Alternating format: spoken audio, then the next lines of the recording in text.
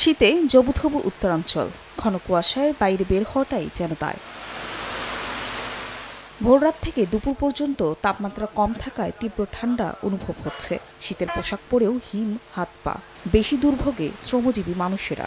সকালবেলাও ঠান্ডা এবং বিকেল টাইমে কাপড়ের কাজ করতে হয় পেটের দায়। একদিন ধরে খুবই ঠান্ডা পড়ছে, মোটা কাপড় চোপড় পরি, তাও শীতে বাতাসে শীত লাগে, তাও কষ্ট করে কাজ করবার নাকি আশা লাগে। গাড়ির মধ্যে বসে থাকা লাগে, লোকজন হয় না, কাম কাজও নাই, কিভাবে এখন চলাফেরা করবে। পাহাড়েও শীতের আগমনী বার্তা। ঠান্ডাজনিত নানা রোগে আক্রান্ত হয়ে রাঙ্গামাটির হাসপাতালে চিকিৎসাধীন রোগীরা। ডায়রিয়া, নিউমোনিয়া, শ্বাসকষ্টজনিত রোগে সবচেয়ে বেশি ভুগছেন বয়স্ক ও শিশুরা।